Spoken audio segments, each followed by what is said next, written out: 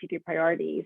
And so we are delighted to be able to work with you all in the region to fund things like telehealth pilot in the far western counties, and an initiative with the Asheville City Schools, especially during the pandemic, to make sure students have access to the internet services that are so critical to minimize that achievement gap. And working with the Land of Sky to look at really map the internet assets and see where the gaps lie.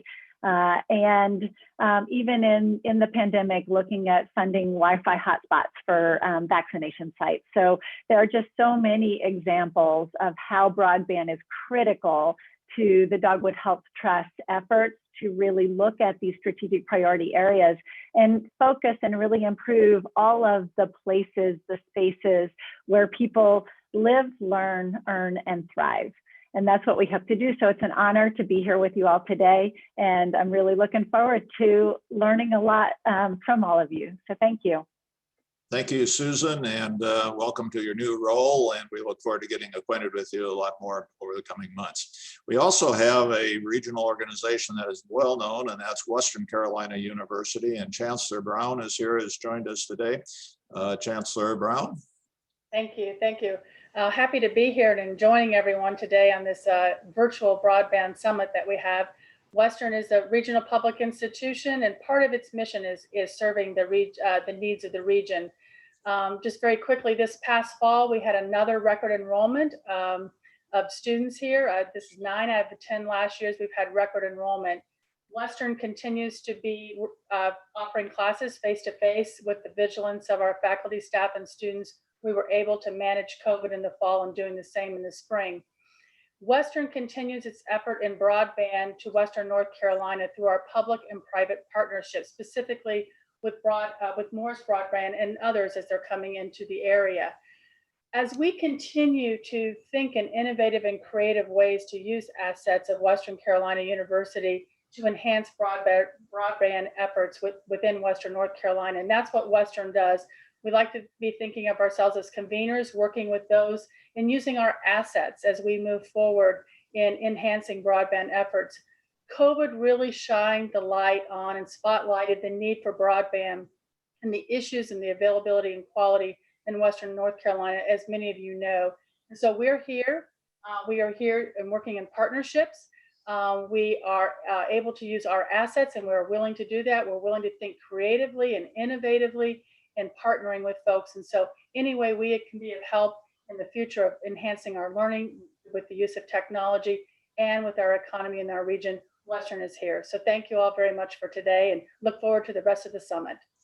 Thank you, Chancellor. And I see you're appropriately attired in purple. So that's very consistent with Western Carolina University. Shifting gears, staying out west a little bit, Sarah Thompson is the director of the Southwest Commission, and the Southwest Commission has done a lot on broadband. Sarah Thompson. Yes, good morning, everyone. Thank you, Bill. I'm Sarah Thompson. I'm the Executive Director of the Southwestern Planning and Economic Development Commission. We are the Council of Government serving the 7 far western counties and the 17 towns within those counties. I'm also honored to serve on the Dogwood Health Trust Board under the leadership of Chairwoman Janice Burmett, and I'm the chair of the North Carolina Rural Center Board of Directors.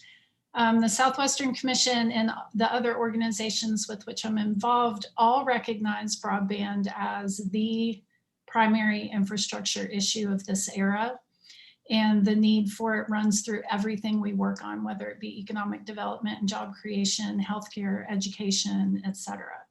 I'm happy to be a part of today's discussion and really happy to work in this highly collaborative Western North Carolina region. Thank you. Thank you, Sarah. And you're going to hear more from Sarah later as she's going to do the wrap up at the very end. And finally, Nathan Ramsey from Land of Sky. Nathan has the longest list of people on his Facebook postings and his periodic updates on a variety of things of anybody I have ever met. So Nathan, we're glad to have you here. Good morning, Bill. And thank you so much for your leadership and the leadership of the team at WNC Broadband and all those who have made today's event possible. Broadband and access and connectivity are a critical subject for our region for the reasons many have mentioned already. Land to Sky Regional Council, and it's an honor to have Mayor Barbara Volk with the City of Hendersonville, who is our board chair on today's call. Last week we passed, the board adopted their legislative priorities. The top priority for our board was broadband expansion. But we know this is something that we can't do alone.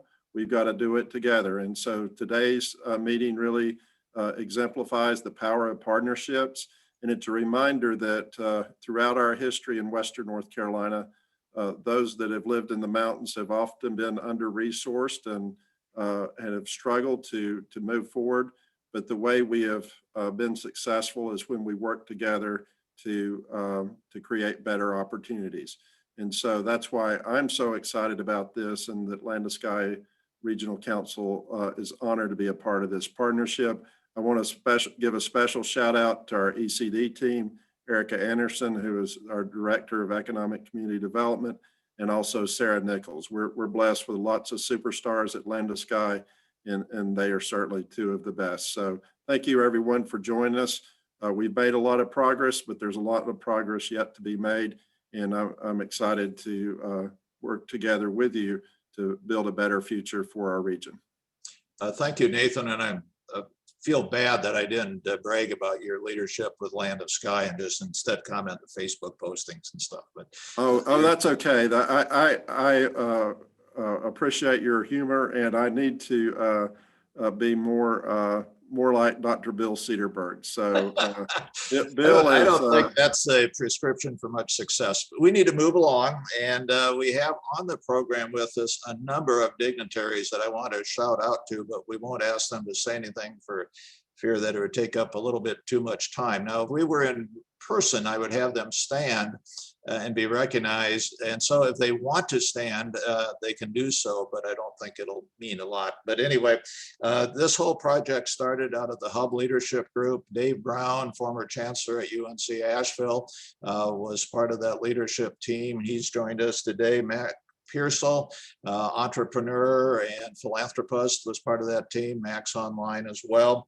Pat Smith, one of the original Hub members, has continued her engagement in broadband. Pat, welcome and thanks for all that you've done. We have Mayor Esther Mannheimer has joined us from the city of Asheville, and Esther has been there from day one and been a strong advocate. Mayor Volk was mentioned by Nathan from Hendersonville, and Mayor, thanks for all that you do. We have legislators online, Brian Turner from the Candler area, and Jake Johnson from Polk County have joined us today. Thank you, gentlemen. And they're helped organize the caucus of legislators to talk about broadband in November, and we're going to get that group back together soon. From higher education, President Lynn Morton from Warren Wilson is online and has joined us. Laura Leatherwood from Blue Ridge Community College, who's very involved in My Future NC initiative with Nathan and myself and others, as is John Gossett, who's president of AB Tech. And John's a little bit at a disadvantage because he started his new role in AB Tech right in the middle of the pandemic and hasn't had a chance to meet a lot of people in person. But John, thanks for joining us for this today. We also have Brownie Newman, who chairs the County Board of Commissioners. Brownie, thank you for all that you do. And they have a very exciting RFP that's on the streets right now to help find a provider to help fill in the gaps here in broadband here in Buncombe County. County Commissioners Terry Wells and Janine Beach Ferrara are online, and they're providing wonderful leadership with the Buncombe County, commissioners. We have school superintendents, Jeff McDarris, who's leading the education breakout group later today. From Transylvania County, Will Hoffman. From Madison County is online. Thank you for joining us. And John Bryant, superintendent of schools down in Hendersonville. So I'm sorry not to give everybody airtime, but you lose, and we need to move on. So I'm going to continue the program by introducing a gentleman that we are so fortunate to have in this region, and that's Greg Voigt. Greg Voigt is a retired attorney. He worked for years as an attorney with the FCC. He has represented numerous small ISPs throughout the country. In getting acquainted with Greg, I found he had a phenomenal ability of translate technology into policy issues and common language. And so Greg has agreed to be the host of the next portion of our program and what's happening federally and what's happening with technology. So Greg, I hope I got your introduction adequate, and I'll turn the program over to you. Greg Voigt. Thank you very much, Bill. I'm very pleased to introduce Paul DeSaw, who is co-founder of the advisory firm Quadra Partners. He's been chief of the FCC's Office of Strategic Planning for a total of 5 years during the Obama administration.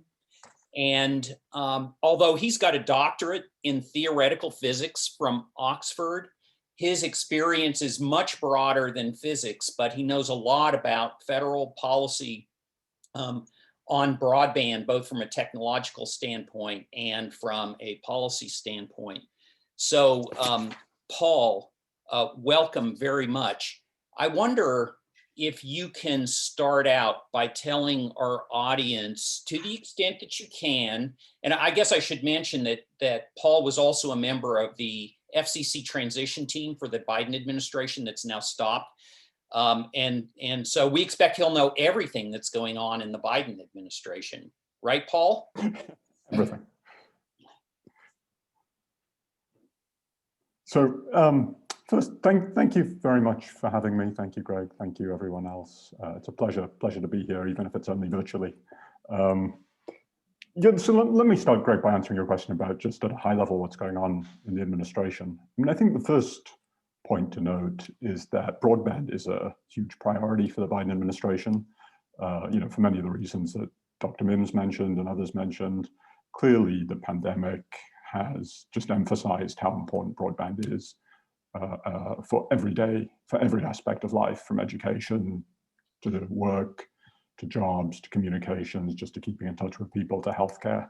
And so, the administration really is putting broadband at the top of its list. And that doesn't just mean for the FCC. I mean, one of the things that was very notable on the transition, I was working on the FCC, as you mentioned, Greg, but we had conversations with almost every agency about how could they incorporate broadband in their work, education, HUD, how do you make sure public housing has broadband, healthcare, Veterans Administration. I would say almost every agency in the administration is thinking about broadband, and broadband has come up their list in terms of something they need to take responsibility for in order to do their job and fulfill their function. In terms of, so that's sort of in terms of the general attitude. In terms of process, I think there's a couple of things. So first is much more interagency coordination. So clearly there's a recognition that every agency can't be off doing its own thing on broadband. It'll be much more effective if everyone's working together. And so I think you'll see a lot more coordination amongst agencies in the government. And then also a huge willingness to work with states and localities in terms of unifying policy. So it cannot be the case that the states and the federal government are working in opposition, or that the efforts are not being respected on both sides. And so I think there's a huge interest. We met with so many state representatives and local representatives, just both to get people's perspective and also to ensure that there really is complementarity of funding and policy, and in any way that the federal government and the states and localities can work together to be effective in solving problems. I think that's going to be a real mindset. And then the last thing I would say, and then we'll get into some of the details on specific policies, but I think there are a couple of lenses through which the administration is viewing policy. So one lens is emergency COVID-related policy versus longer-term structural policy. So for example, last week, the FCC put out proposals for this $3.2 billion emergency broadband connectivity fund, right, to keep people connected who are suffering during the pandemic in terms of income and may not be able to afford to keep paying their broadband bills. So that would be sort of an emergency measure versus the longer term structural issues in terms of really solving the infrastructure problem and getting everyone in America connected. So that's one lens, I would say, sort of emergency versus longer term. And then the other lens is a supply versus demand lens. So supply side, really getting infrastructure built out, making sure that everyone in the country has access to at least one adequate broadband provider. And that's been a priority, I think, for the last few administrations. But I think under the Biden administration, we'll finally actually get that problem solved. I'm confident that there's enough funding and enough prioritization to get it solved. And then on the demand side, which probably I think over the last few years has not had as much emphasis, which is a recognition that many people have access to one or more broadband providers, but cannot afford the service, right? So broadband penetration in the US is about 80–85%. You know, clearly some people are not interested in having broadband, but there is a huge affordability issue. And so trying to make sure from the demand side that people can actually afford service where it's provided is the other piece of the puzzle. And it's the other piece of the puzzle for the country in terms of getting the most value out of broadband at all levels. Thank you, Paul. We all know that Congress is very evenly divided and has had a very difficult time on deciding what the policy should be going forward. What do you view Congress's role on promoting broadband to be in the future? So you know, I think there is a little bit more consensus, and you know, the upside, if there's been any upside from this terrible year that we've had, is that there has been certainly more bipartisan recognition, I think, of the importance of broadband. So you saw in the December COVID relief bill, there was $7 billion of funding related to broadband. So the $3 billion I mentioned before for the emergency fund was part of that COVID relief package. In the bill that's under debate at the moment, there's another, I think, $7.2 billion for education connectivity, particularly focused on schools and students who are suffering from not being able to get connected. And so clearly in Congress, this funding of broadband, both on the demand side and the supply side, has become more of a priority. So I think in this upcoming funding bill, there'll be more money and more attention. And then the next big challenge will be infrastructure, right? The infrastructure bill, if it gets through, for the first time, I think we'll really view broadband as part of the nation's infrastructure, which in the 21st century seems like I think for all of us, probably quite a common sense thing to say, but will be the first time that really in that category of infrastructure funding, broadband has been included. And so hopefully either in a larger infrastructure bill or just in a standalone broadband bill, there will be sufficient funding to finally, as I said, finish off the deployment challenge that the country is facing. And I want to tell everybody is feel free to ask questions. Put them in the chat room and we'll get to them at the end of the speech, but I just want to make sure that we will take some questions at the end. Paul's been very kind to do that.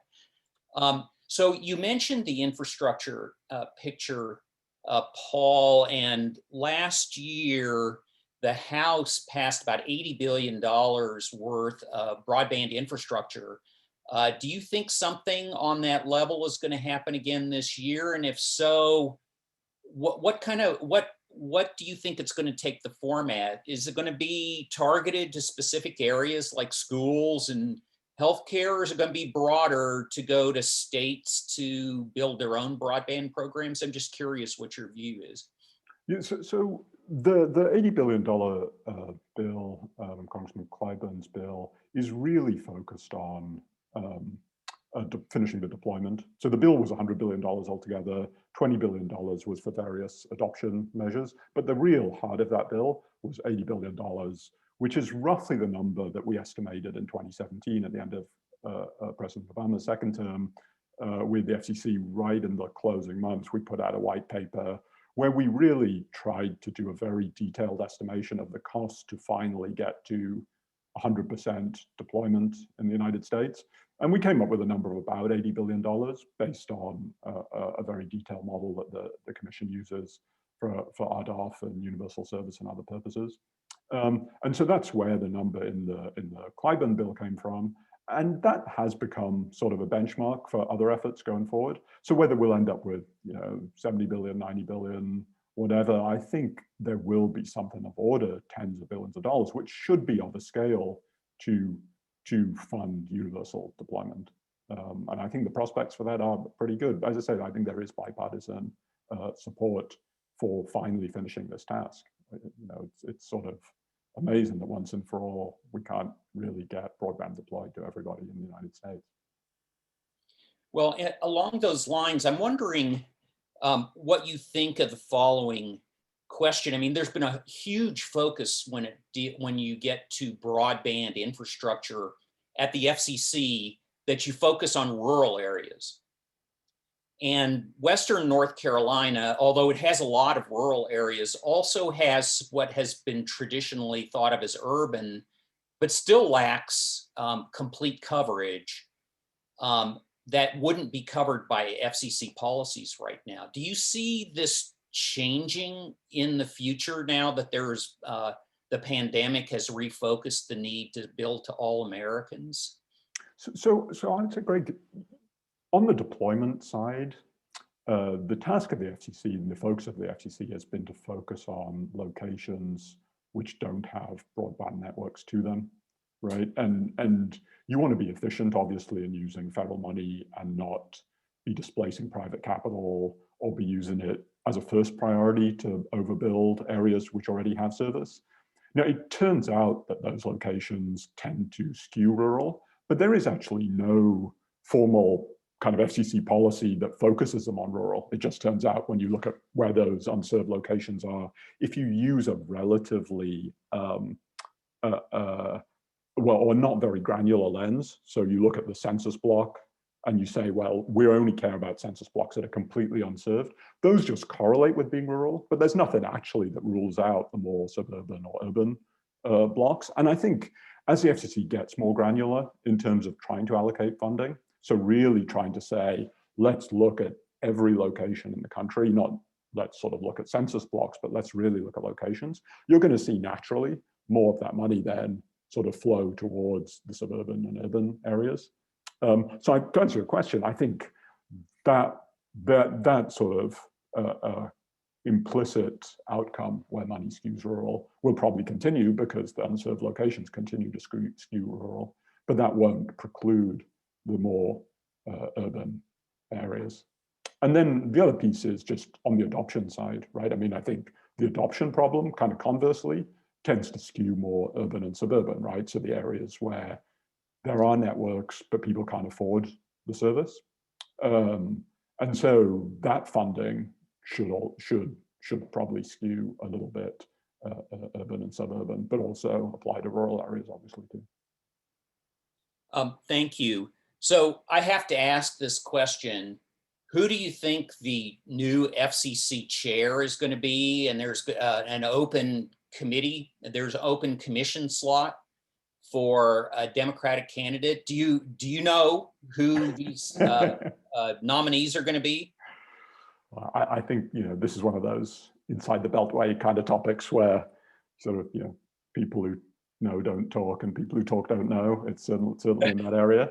And I think, in reality, I'd say a couple of things. So look, my observation is that the Biden administration is actually running an extremely professional kind of HR operation, as it were, to attract the best talent, not just to the very senior jobs, but all the way down. And one thing I certainly learned being in government, and I'm sure many of you who are in institutions realize the same, right? You really depend on having talented people at all levels of the institution, not just the chair, right? And so I think there are a lot of good people coming into the commission. The administration's really trying to bring people in from states and from the private sector and from localities and people who've been in government before to really, to serve over the next 4 years.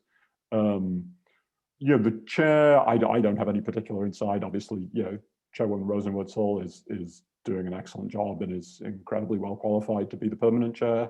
I would expect in the next few weeks the administration will sort of make an announcement about that. In reality too, I mean, as I say, it's always fun to sort of to the extent there celebrities in telecom world pay attention to kind of the celebrity personality horse race aspect of who's going to be chair and who's in and who's out. In reality, I think, if you care about getting broadband to your community and to people in the state, it really probably doesn't matter all that much. The administration's policies are going to be to focus on this issue, and anyone who's likely to be confirmed as chair is going to have a huge focus on this issue. And so, I think day to day, it probably actually doesn't matter in terms of solving the problems that we're trying to solve. Thank you. There's been quite a lot of local news about the Rural Digital Opportunity Fund. We call it RDOF2, and talk about being really in the policy wonk weeds. This is it, but there's been a lot of news about this because Western North Carolina has been slotted to give some funds from the first tranche of RDOF to providers in Western North Carolina. Can you tell me what you think the next steps on this are, and when are we going to get the next phase of RDOF? Yeah, so the RDOF auction, which finished last year, allocated about $9 billion nationwide, and yes, I think Western North Carolina got a couple of 160 million, something like that, of funding, which is great. A couple of things I would observe though, which I think hopefully the commission is going to try and maybe do better on in the next round of funding. So there's another round of about $11 billion, regardless of what Congress does in terms of funding. There's another $11 billion or so of funding on deployment coming from the FCC, probably in 2022, 2023, around that time frame. A couple of things to note though, particularly I would say as you're thinking about this at a local level and thinking about solving the problem. So the first is the people who won money in that first round of RDOF last year, the obligation is to offer service, not actually connect people. And that sounds maybe like a nuanced distinction, but it's pretty important, right? So say I want 100 locations, say I want $100 million to connect 100 locations in Western North Carolina. My obligation is only to offer service to those 100 locations. It isn't actually to connect them. And so that's one thing that's worth keeping an eye on. The second thing is it's a very lengthy timeline. So I have 6 years to offer service to those 100 locations. So I have to offer service to 40 of them by the end of year 3, so 2024, then 60% by year 4, 80% by year 5, and 100% by year 6. So it could be the case. Look, I mean, if I'm a student sitting in one of those locations, if I'm lucky in the next couple of years, whoever won the RDOF money will offer me service and I'll be able to afford it. But let's just be clear, if I'm unlucky, it may not be till 2027 when I'm actually offered service, and I may not be able to afford the service that I'm offered. And so my advice would be, as people who are on the ground and who really care about this issue, I would really keep a close eye on what's going on with the people who won money. Right? I know the providers are going to speak later, so I don't want to get into trouble. And but I would say, look, it's a big responsibility, right? The government has allocated this money really with the intention of getting people connected. And so the people who've taken the money and taken this responsibility, I would say, keep their feet to the fire to make sure they're actually fulfilling their commitments and doing what they're going to do. And then the other piece is, obviously, it's worth thinking about even those locations where money has been allocated in RDOF. If someone isn't even going to be offered service till 2027, is that something you still want to pay attention to? If they might not be able to afford the service that they're offered via RDOF, is that something you want to think about on the adoption side, how to help people afford that service? So, RDOF, as I say, was a great program. Hopefully the next round, the RDOF 2 will improve on it with the next round of money. But personally, I would say, don't think of locations that have been awarded by RDOF as completely off your radar screen as people who care about this issue in your local communities. Well, Paul, you've mentioned this a little bit, that the FCC's approach to awards is going to change. there's a new piece of legislation called the Broadband Data Act that is going to get very granular about who's got service available and who's not. And the FCC just got money to fund that kind of effort. Do you have a view on how long do you think it's going to be till those new maps are available and can be used? You know, Greg, it's a very important point because it's another area where I would say there's a huge role for the people on this Zoom.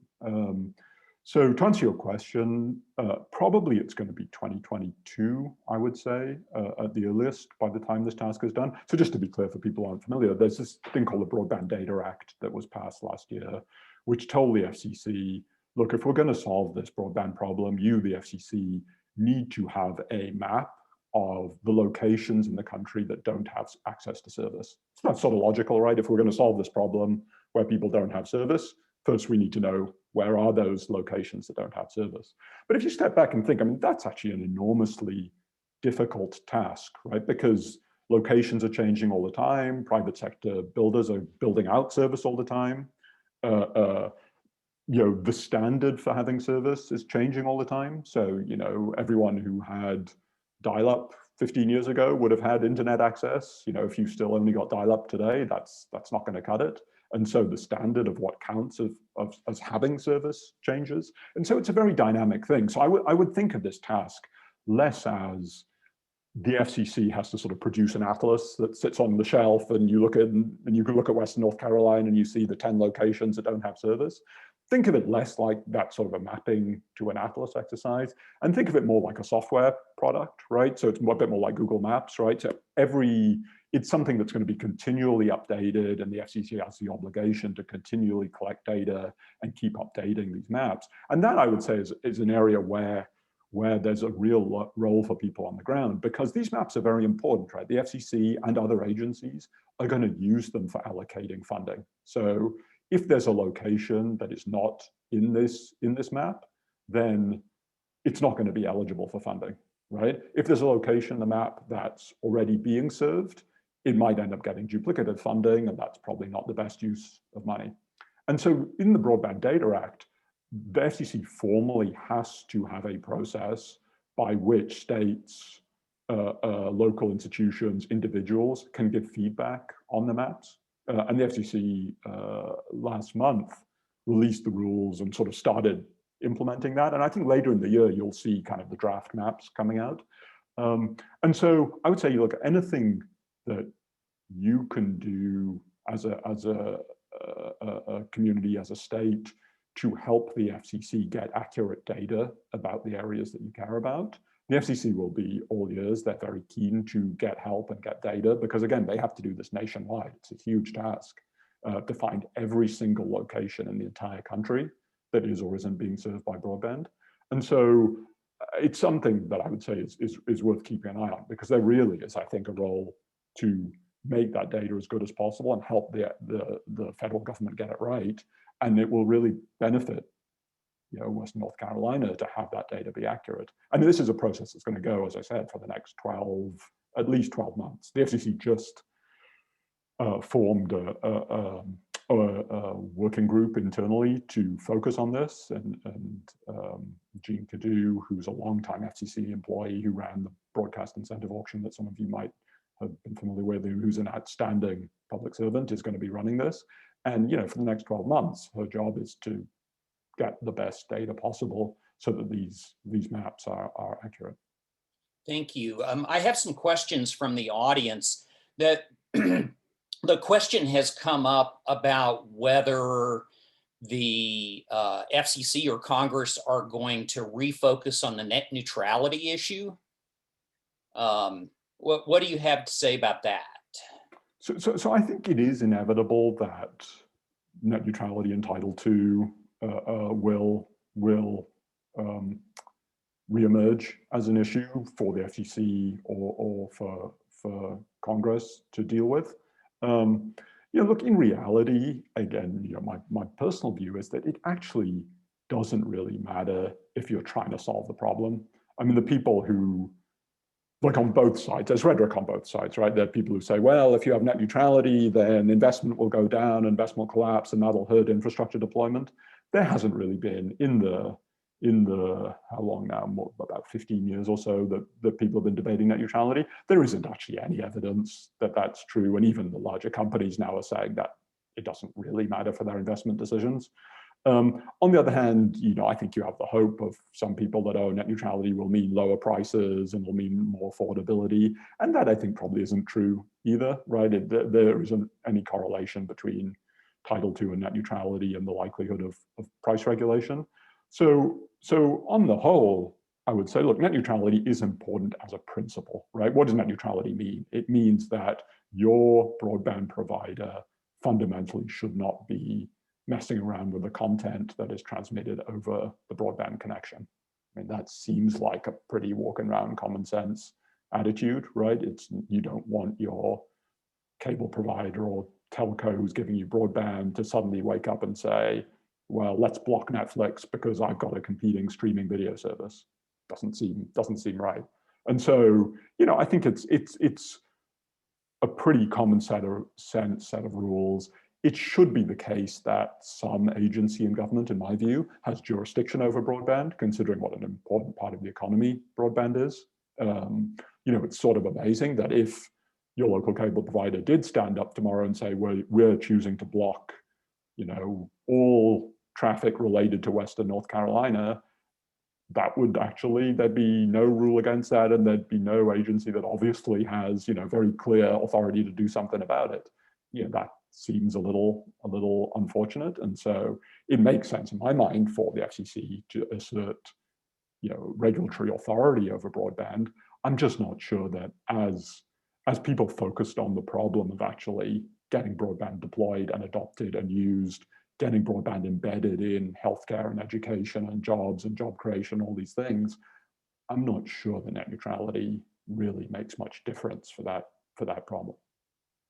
And I need to wrap up with you shortly, but there's also a question, where do you think the FCC's inclusion efforts are going to be in terms of people adopting broadband, about getting broadband to schools, health? Where do you think that focus is going to be?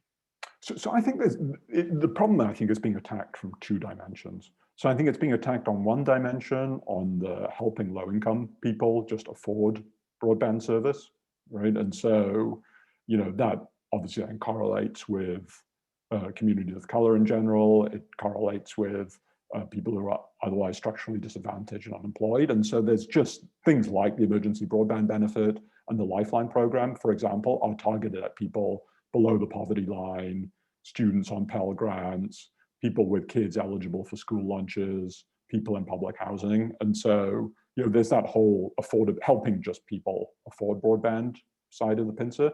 The other side of the pincer is what you mentioned, Greg, which is getting broadband embedded in use cases.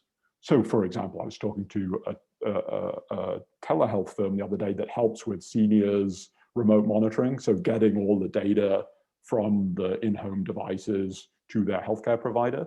The barrier there is really much more about the healthcare rules, right? It's, is all the data transport HIPAA compliant? Can the hospitals get reimbursement for those kind of devices, which clearly help their patients? And so the other piece, I think, and this is maybe less of a funding piece and more of a regulatory barrier piece, which is, can we, what barriers need to be removed or what funding needs to be provided to make sure that, schools can provide for their students connectivity. The school probably knows best which students need help. Are the services working? How do you get broadband embedded in healthcare so that telehealth can take off or be used more formally? I mean, the VA has done a lot of studies that doing remote care is both extremely good for their patients and it also saves a lot of money. And so this is a kind of a dual benefit on these two I think approaches to the problem. Great, and I'm sorry to cut you off. You have very interesting things to say. I need to move on, but I hope everybody joins who has signed up for the federal policy breakout section at noon. Paul Right. has agreed to be there, so we would love for you to join us. Thank you very much, Paul, Thank you. for joining us. Thank you, but thank you all very much for your time. I want to now move on to the next speaker, is Walter Johnston.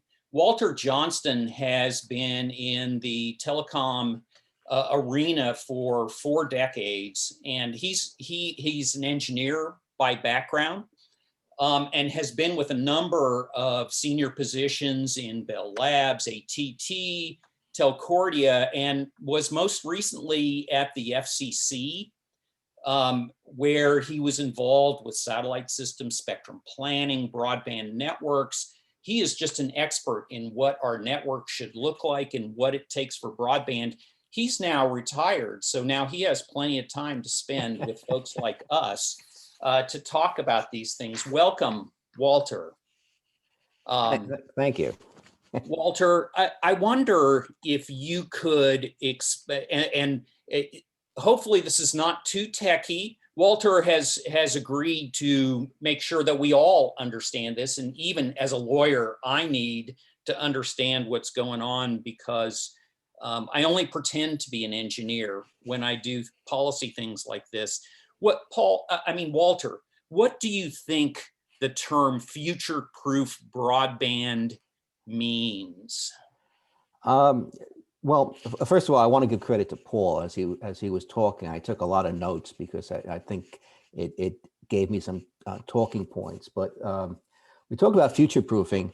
Let me try it this way. When a consumer looks at broadband, they look in terms of what type of service I can get. When you're planning broadband, you look at where the fiber is in the network. As an engineer, I've got an appreciation, actually simply because I'm old at this point, for how much broadband has changed, how much optical communications has changed our network. So future proofing to me basically means, do you have a fiber plan? Do you have a plan that pulls in fiber increasingly to the areas that you want to serve? Because from a communications engineering perspective, your choices derive from where the fiber is. If you have no fiber anywhere close, that's generally going to suggest something like a satellite solution. If you have fiber within a community and overlaid coaxial, you can come up with a hybrid fiber coax solution. Future proofing means 2 things to me. It means, one, recognizing, and again, this is a question I've asked decade after decade, when I've had the opportunity to research, is how much bandwidth do you need? And the answer is always, so far in the future, it's more than you have today. There's something called Nielsen's law, which suggests every 10 years, the leading broadband users have a 10-fold increase in their use of broadband. So over 4 decades, we've never seen a plateau where I've got everything I need. What you can guarantee is you make more bandwidth available, and innovators come in and take advantage of that. They develop new applications, new services, new capabilities, and they filter down as things get cheaper. What were business services, commercial services become consumer services. In 1987, the entire internet was upgraded to 1.5 megabits from 56 kilobits. Okay. Now, Cisco, which does an annual report, is predicting that in 2023, the average bandwidth in the US will be 150 megabits. Okay, that was inconceivable 20 years ago, and now that's a consumer service.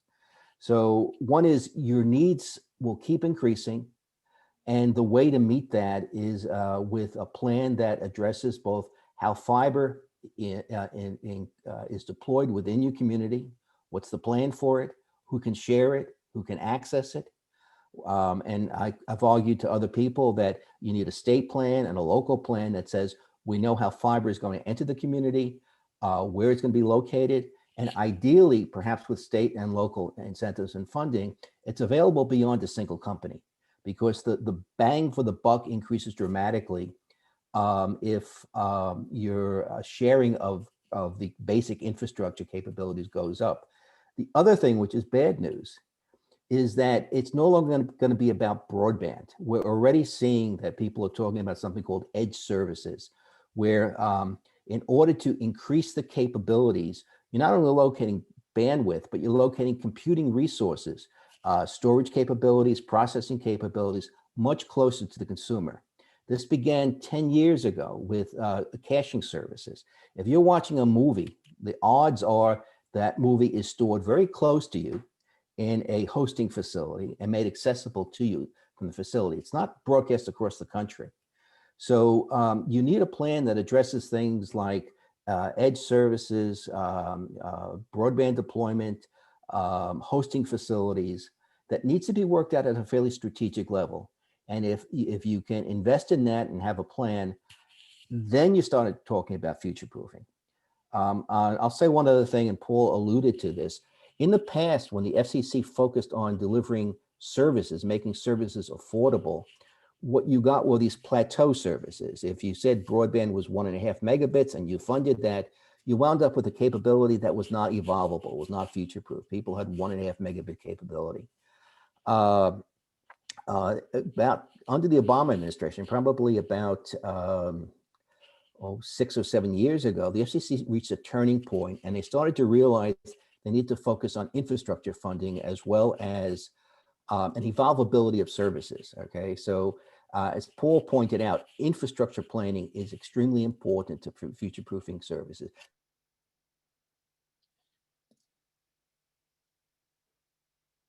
It's what you can buy today and where it's going to be tomorrow, and where it's going to be tomorrow is strongly dependent upon the fiber plan and your and in the future things like hosting services. That's a long-winded way of saying it's a complex task. Okay, and right now the FCC defines broadband as 25 megabits. I think this is a term that we throw around. Is 25 megabits future-proof or? No. As I said, 2023 that we expect the average broadband service to be 150 megabits. 10 years from that point, it probably is a gigabit. I can buy gigabit services today. Okay, and the thing that's fascinating me is that as we've made the bandwidth available, we've increased innovation in a broad community. People figure out what to do with the bandwidth, and services that were occasionally useful become critical service to us as a result. We're communicating now over a capability that was not possible 10 years ago. Okay, and now with the pandemic and post-pandemic, because I believe what other people have commented on, the pandemic is changing the business models that people will be using going forward. Just like any war, there's an acceleration of innovation, okay? And things are not going to be the same. When the pandemic is over and people, quote, return to normal, it's not going to be the normal that we knew 2 years ago. It's going to be a new business environment. It's going to be a new way of doing business. And that's going to generate another cycle of innovation. So will coax, cable, or fiber, will that deliver 1 gigabit service? Coax will deliver one supported by the right fiber plan. Coax cable has the bandwidth to support gigabit services, but it's dependent upon whether the fiber plan backing the coax up supports it. Other services, I'll pick on, although satellite is probably the single service we're aware of that has intrinsic capacity problems. There's been a lot of discussion on Starlink, but I'll quote Elon Musk. Elon Musk believes Starlink is a service that will serve 3 to 4% of the underserved population. Satellite today supports about 6%. Starlink is an amazing service. There's a lot of technical challenges still ahead of it, but right now they're delivering 100 megabits per service with terrestrial-like performance. However, if 10 years from now, it's a gigabit is the average service, there's just no more wireless spectrum to make available. Starlink relies upon wireless spectrum. There's a limited amount of spectrum available. It's like everybody drinking out of the same water cooler. The more people you bring to it, the more water they drink. You can't, there's only one water cooler. So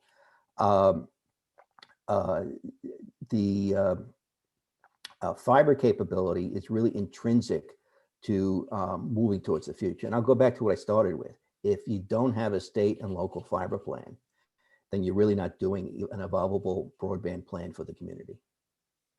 So let's talk a little bit more about satellite, because it's already also been in the news big time. Elon Musk knows how to get his name out there in the news. And I've heard people say, this is the promise of the future. Why can't we just wait for Starlink to be out there? Why do we need fiber? Won't it solve all our problems? What do you have to say about that? Well, some people have estimated that if everybody had 100 megabit per second service, Starlink could serve about 500,000 people in the United States. Now I don't want to get into the weeds. You can do something called oversubscription, which means that we sort of share 100 megabit service because we don't all use it at the same time. But the capacity of the basic capacity of Starlink would be roughly, say, 500,000 to 1 million people out of the United States. And we have somewhere over 100 million broadband.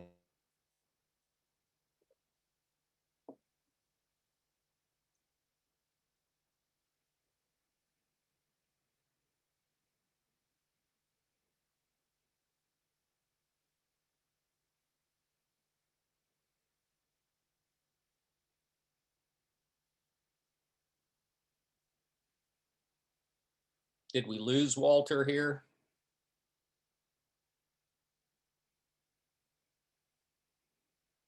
It looks like it. Oh, that's too bad. Greg, I know that Stag Newman is on the line and can probably respond to that question as well while we wait for Walter to reconnect. Yeah, hopefully he'll reconnect here. Yeah. Is Stag there? You're muted, Walt. I mean, Stag. Yeah, okay, am I unmuted? Yes. Yeah, okay. Yes, I think Walter made the point that Starlink today could serve about 500,000, i.e. 500,000. So that's well under 1% of the market. And that's spread throughout the US because they really serve each portion of the US with spot beams. So Starlink could serve a very small but important part of Western North Carolina, people who live up on mountaintops and deep valleys, emergency services in the Smokies.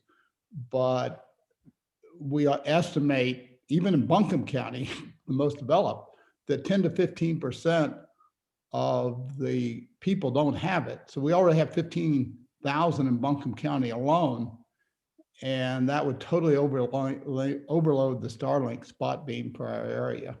So important role to play, the network of last resort, but not the solution to our problem. We have to roll up our sleeves and get that deep fiber network out to all parts of our area. Thank you, Stag, for jumping in. I'll ask you until Walter comes back on. There's been a lot said about 5G services, 5G cellular services. What kind of functionalities can 5G play, and is that an answer to broadband needs? It's a part of the problem. It's like Elon Musk satellites, a very important part of the problem solution. Again, because it's shared spectrum, it cannot replace the deep fiber fixed network for two reasons. One, there's not enough of the spectrum. So if everybody hopped on 5G, it would quickly overload the network. Two, the really high capacity, high speed 5G, when people talk about gigabit service or even several hundred megabits, requires cell towers about every couple hundred meters. So that would mean 100-fold more cell towers. Now, these would be small things up on telephone poles in our area than we have today. So we would, again, and those cell towers have to be connected to deep fiber. So we're back to the deep fiber need. Fortunately, in our area, the current cellular providers have a lot of so-called low frequency spectrum. So they'll be able to significantly give us a better mobility service, but not a solution for the deep fiber networks that can be provided by the cable companies or the telcos who are willing to build deep fiber. Thank you. Walter, are you back on? I don't know if you all have seen him. I wanted to go to wireless services. They're called wireless internet service providers. They've been a growing factor in the nationwide broadband network. What role does fixed wireless play, and will that service be future-proof? Again, it's a niche service. It does keep getting better, but it typically lags by factor of 2 to 10 what you can do over the deep fiber fixed services from the fiber to the home providers or the cable providers. If you have a clean line of sight, you can actually get very high speeds and the equipment prices come down. The problem is we have beautiful mountains and we have beautiful trees. And so getting clean line of sight with no trees between your house and the tower is challenging unless you have lots of towers. So I'm a strong believer, and kudos to some of the fixed wireless providers I know in the area for filling important niches, but the challenging terrain plus the total amount of capacity that can be squeezed in the shared wireless spectrum means, again, it's a niche solution. It's not the broad solution we need. Well, thank you. And as I don't know if all of you know Stagg, but he's a former technologist at the FCC, has been around in a number of industry groups as well in the engineering field. So really has quite an expertise in this area in addition to Walter. So just so everybody knows about Stagg's qualifications here. Stagg, you had mentioned that we have a lot of trees and a lot of mountains, and it's beautiful, and we're very high cost.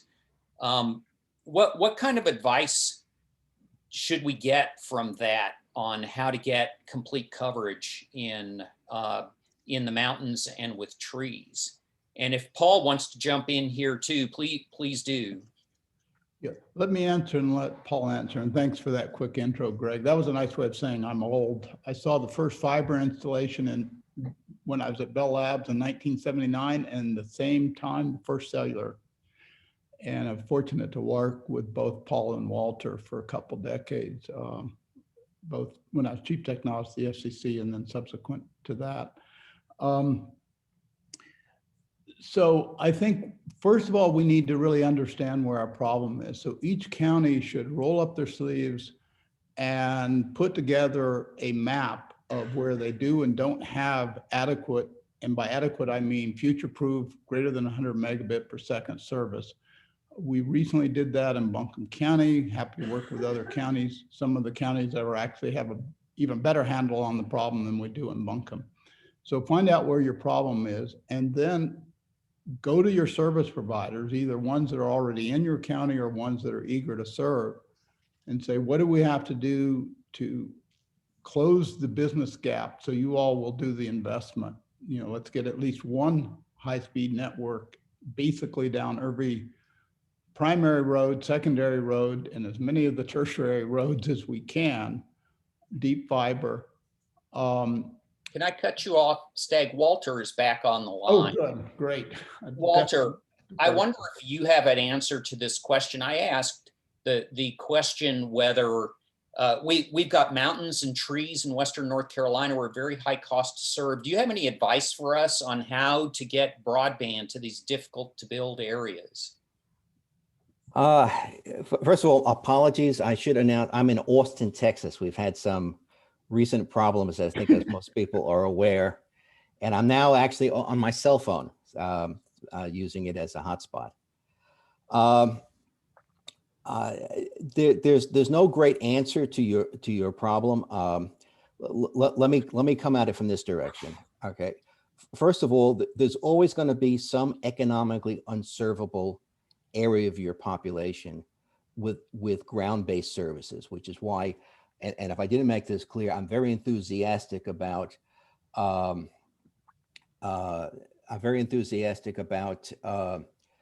Starlink's capability to serve the unserved. Okay, the solutions you have in areas that are mountainous terrain are not great. There's, I think 5G will help to a certain extent. It's not a panacea because now they're looking at 5G as a hybrid service capability, which would support both terrestrial and, fixed wireless as well as mobile. It has a lot of interesting capabilities. If I was going to say in my earlier discussion, 5G is probably the most ground-changing cellular service we've seen in decades in terms of what it brings to the table. And I don't mean speed. People talk about wireless in terms of speed. 5G is a reworking of capabilities that allows much greater flexibility in who you serve, whether it's a person or a machine, and how you serve them. So it's a very agile network capability, which allows great flexibility. A more direct answer to your question, if they can be served terrestrially and it's mountainous terrain and you can't get coax, your next best solution is going to be something like a directed wireless solution using fixed antennas to get into the home. That will work for some people, not for all, and for the remainder, the residue. And again, it's economics. We've seen beyond about $10,000 a home, the drop off in affordability goes way down. So those will probably have to be served by satellite, and that's where Starlink and similar services come in. But there's no one strategy. It's whatever technology works for you in the particular circumstances. The two main ones are probably going to be the one that's likely is going to be some form of wireless backed up by fiber. And if that doesn't work, then I'd say you've got to look to the heavens. You got to look for a satellite-based solution. Do you think 5G is going to help solve the coverage gap where you can't get 3G or 4G services in some areas? Well, that's where I say you've got to work with the state and local authorities to push 5G as far into your territories. You've got road infrastructure, which makes it much more economic to deploy 5G solutions or wireless solutions. But it's going to be critical that you get 5G. If you want to stay up with the times, you've got to get 5G as much as possible distributed through the community. Then you can leverage, because 5G pulls in fiber, so does 4G, but both 4G and 5G are dependent upon fiber infrastructure. It brings fiber closer to people, and you can start building strategies off of either the wireless solution itself or the proximity of the fiber. And like I said, 5G is being strongly looked at as both a fixed and a mobile service. So for certain people, the ability to use 5G will be enhanced by a fixed high gain antenna into their house as a economic solution. But again, it's going to be either get fiber directly into the home, which some clustered communities can sometimes afford. Look for a wireless terrestrial strategy that's heavily backed up by fiber. And in instances where you can't get that economically, then look for the remainder is going to have to be low Earth orbit satellites to the extent they're viable and successful. Thank you very much, Walter. I hate to cut you off. Thank you for being persistent in staying with us. Both Stag and Walter are going to be at the breakout session on technology at noon, where you'll get more opportunity to ask them questions and to have a dialogue. Please help me in thanking Walter for joining us. And I turn it back to you, Bill. Thank you, Greg. And Walter, I'm sorry to cut this off a little bit shorter. I think we can go on at great length about this. And hopefully people will stay in for the breakout session a little bit later on, but you're just great to be able to lend some of your time. I did see on the screen here that Jake Johnson has now joined us, state representative from Polk County, and Polk County is doing some very exciting things. Welcome, Jake. And also Parker Sloan has signed on. Parker is my county commissioner here in Buncombe County. So Parker, welcome, and keep doing a good job for us locally. We're going to shift gears now to what we're looking for in 2021 from the state level. At this time, we'd probably take a break and let everybody run to the restroom and have a drink, but we already covered that you're free to leave and go to the bathroom anytime in your house. So we won't bother about that. And I'm going to just turn it over now to two gentlemen who really know the state scene. And those are Jeff Sural. Jeff and I share Michigan roots. We go back to the time we actually worked in the legislature, almost at about the same time, a few years before Jeff. He ended up as the director of the state broadband infrastructure office, and which is a rather unique office, I think, throughout the country. And so, Jeff, we're delighted to have you here. And we've asked Jeff to give us an update on what he expects to happen in the bio office. And of course, many on the line have a real intense interest in great grants. And so, Jeff, thank you for being here, and I'll turn it over to you, Jeff. Thank you. Thank you, Bill. And thank you for having us today to present on the status of broadband in North Carolina and some of the things that we're doing to improve not only access, but also affordability.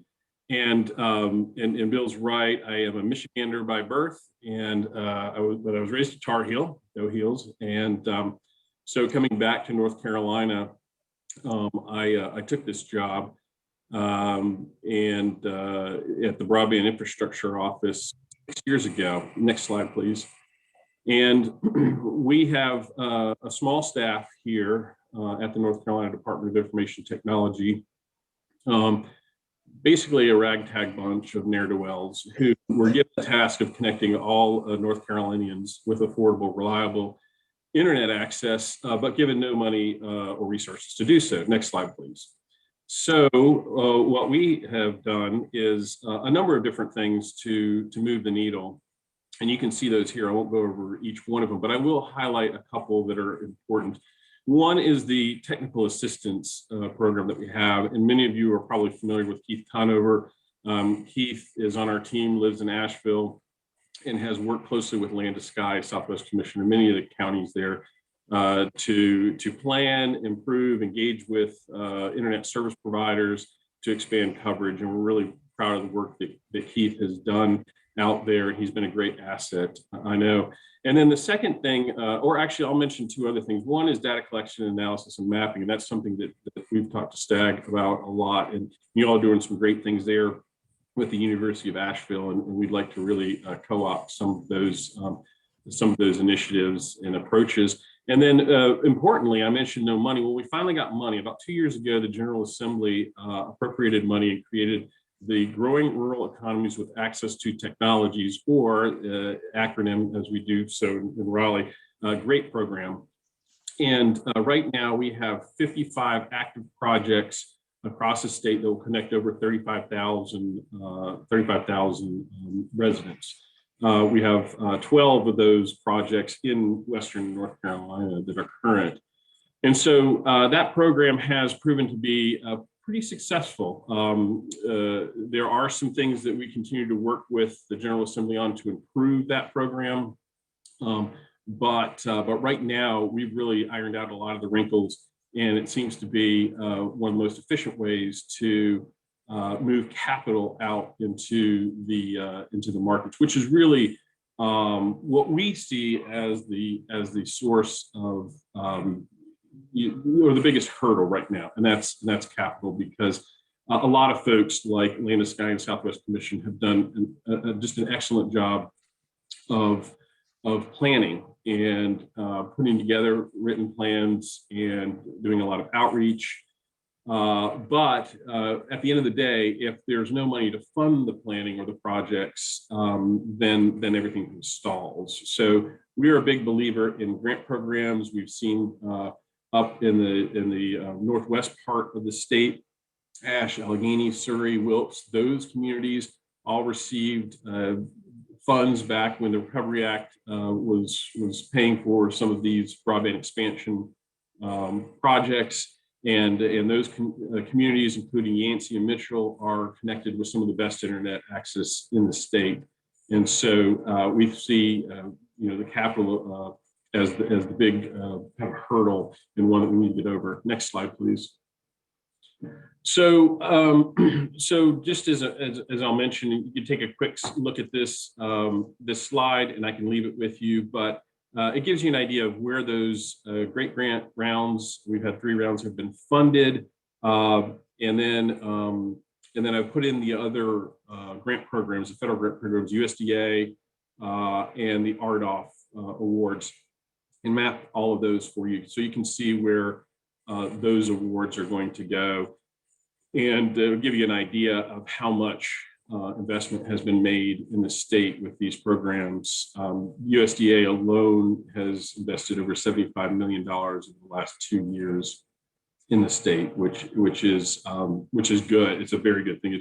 We rank high among our colleagues, our 48 brothers and sisters in that regard. Next slide, please. And so we talked a little bit about mapping previously, and I know that this is a source of frustration for most folks, because when we're issuing grants or looking at funding, we want to make sure that that funding is going to the places that need it most. And and as Paul mentioned, the FCC has undertaken an initiative pursuant to the Data Collection Act to really refine and their methodology, data collection, to produce a more granular map. So when we talk about the maps, and when we're having problems figuring out where funding should go, we're talking about granularity. We actually want to see specific locations. And so with our grant program, we actually created a tool where the applicants will go on and draw polygons around addresses, known addresses that we've mapped, and we start with the basics with the FCC Form 477 map. That's where we would say, for example, in any of the areas or census blocks where the FCC has said these receive less than 25.3 service, we say, okay, that's where a provider admits that they're not serving at 25.3. So we'll start there. But with this tool, we've been able to fund projects that actually fall outside of those areas. So partial census blocks, in some cases, full census blocks, where a provider has said, well, we serve this area, and we have some data now to show that they actually don't, or that folks aren't getting service. And so that's a big step for us. But we know that more needs to be done in this regard. And we preach this all the time here in Raleigh to our elected officials, that with better maps, we could really direct and use the funding in a much more efficient way. Next slide, please. In that map too, that I just showed you, was one that we created with a researcher at Purdue University using various data and weighing that data so that we come up with a score. And that's actually on our website. And it's an interactive map, and it's a really great diagnostic tool for communities to use to find out where exactly they're having problems and what those problems are. So I would encourage you to go and see that map, and we have an adoption one that is goes along with it, so you can see what problems are going on in your community that affect the adoption rates. This map is just an example of our community survey. So there's discussion previously about making sure the FCC is aware of what's going on the ground in your communities, and we have collected this information, and of course the counties have collected this information. Sarah Nichols is very familiar with this sort of crowdsourcing or demand aggregation. Her and Keith Conover did a lot of this work several years ago in some counties, including Madison. And I know that a lot of your counties in Western North Carolina have undertaken these initiatives. We wanted, what we were finding was that counties were kind of collecting and asking different questions in their surveys. So what we did was we built a speed test. We looked at MLab, we looked at Ookla, we looked at a couple of others, and we actually built our own speed test. And then we paired it with a survey, because the speed test, you can give me a lot of Ookla speed data, but I can't tell what's going on. Like is that the, is the person only paying for 10.1 or 25.3? I need more information. So we created the survey, matched it with the speed test, and we have it here linked on our website. And Land to Sky and Southwest Commission and West Engine and Bill and Stagg, they've been great. They actually created these videos. I think you saw some of those earlier, but they made these videos that promote the survey, and we're trying to get everyone to take the survey across the state. This is a screenshot of the map that we create out of this survey. This map is updated every night with new data points. You'll see the red areas are where the FCC says there's no service. And then there are dots scattered through here, and on the legend, you can see what those dots signify, but basically red, orange, and yellow are trouble spots. And to date, we've had, as you can see in the window on the upper right corner, we've had over 45,000 people across the state take this test. We're undergoing a marketing and PR campaign over the next several weeks. We'd love to get to 500,000 takers. So we think that's going to be significant and provide us with enough data to move forward. And then we can use this data to go back to the FCC and say, hey, this, you've got some things wrong, or here's where you need to change your map, and work with them. And we've had some conversations with them, and we're very encouraged by their receptivity. So this is showing up, so what we've found so far is really giving us some great data, and we get so much information back. It's incredibly helpful. So next slide, please. So where are we with service? Well, if you look at this map, this has the red areas are where the FCC says these areas or census blocks don't have 25.3. So we know that this is either understated or overstated, however you want to look at it. So what we did was we, having a little fun one day, we said, well, let's say using our crowdsourcing map, we take every census block that has an orange or red dot, only an orange or red or yellow dot. And if it's outside of the FCC's under 25.3 census blocks, let's just count that entire census block as not having service. Instead of the opposite of what the FCC does and says, well, if you have one location in the census block that has service, then you mark the whole census block as having service. We did the flip of that with our crowdsourcing survey. So there were 5,700 census blocks across the state where we had at least one household that said they don't have service. Take the number of households in those census blocks, and we came up with the blue areas that you see that are overlaid on this map. 306,000 homes in these census blocks. So based on the fact that about 25% of the respondents to our survey and speed test report lower than 25.3 services, based on the adoption rates of the state as reported by the U.S. Census Bureau's survey that they do every year, and a couple of other data points.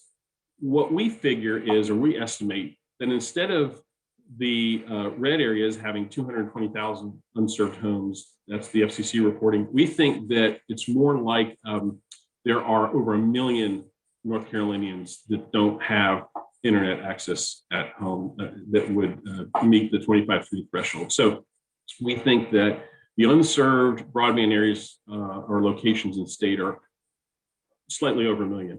If you subtract the number of projects that are going on, the USDA projects, the FCC RDOF, and the Great Grant, that takes us down to about 780,000 homes that we still think need to be served. And so that's the best we can do without the data. Now, we're in conversations with the General Assembly and the Governor's Office about how to collect better, more accurate data. We've looked at other states like Georgia and South Carolina and some others that have undertaken some mapping initiatives.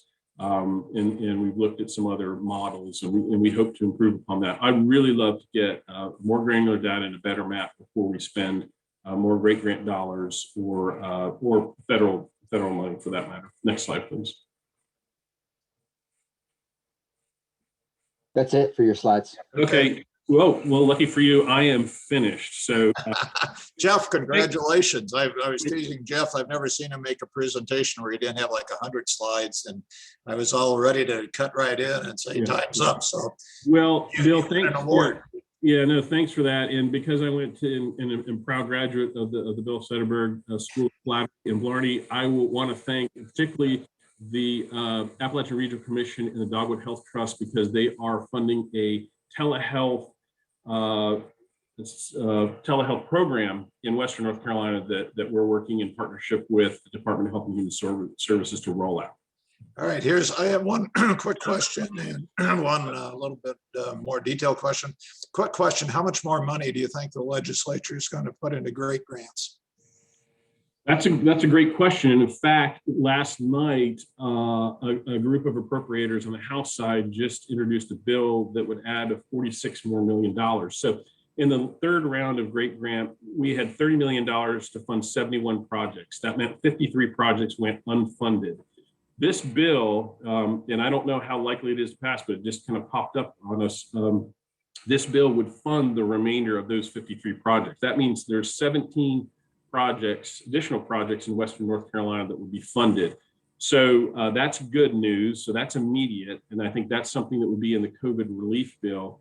And although I am not authorized to encourage anyone to advocate or lobby or so forth, if you were to say something to your elected representatives that come back to Raleigh to vote, that might be a bill that they want to focus on or look closely at. We are working with the governor on his budget that will roll out in the next few days, and there should be some significant funding requests there. We've also heard rumors that both the House and the Senate want to significantly increase the funding for broadband.